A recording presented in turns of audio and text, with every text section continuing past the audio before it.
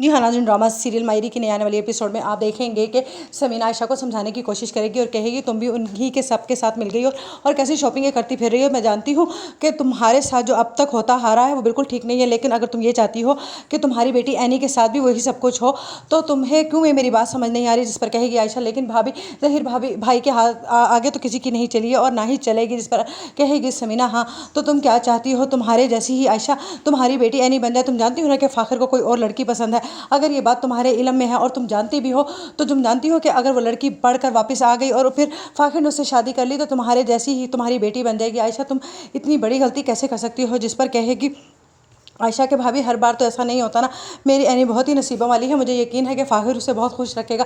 जिस पर कहेगी समीना तो ठीक है, पत्थर से सर फोड़ने से बेहतर है कि जो हो रहा है मैं भी वही होने देती हूँ। इसीलिए मैं भी चुप कर बैठी थी, लेकिन मैंने सोचा था कि शायद तुम्हें समझाने से मेरी बात समझ आ जाएगी, लेकिन तुम्हें तो मेरी बात समझ ही नहीं आ रही। एकदम को तो आयशा ठर सी जाएगी और कहेगी कि शायद भाभी ठीक ही तो नहीं कह रही, कहीं मेरी एनी के साथ भी तो वही सब कुछ नहीं होगा जो हबीब ने मेरे साथ किया है।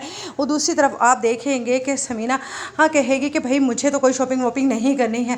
अम्मी जो आपको करना है आप ही करिए, आप ही करवा रही है ना फाखिर की शादी, तो जाइए आप ही जाकर शॉपिंग कीजिए और जो भी लेना है एनी के लिए वो ले लीजिए।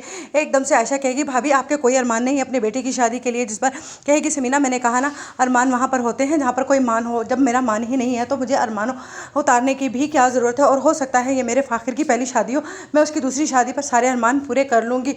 जिस पर कहेगा ज़हीर कि ये तुम क्या कह रही हो, ऐसी बातें भी अपने मुँह से निकाली तो फिर देखना उधर एनी बहुत ही ज़्यादा परेशान होगी। और जब उसकी मैडम कहेंगी उसके अम्मी अब्बू से कि आप लोग क्या करें, इतनी छोटी उम्र में बच्ची की शादी करना कोई अच्छी बात तो नहीं है। जिस पर कहेगा हबीब के ये क्या किया है तुम्हारी एनी ने, जाकर अपने स्कूल में भी सबको बता दिया तुम्हारी बेटी है, मुझे कहाँ कहाँ जलील करवाएगी आयशा।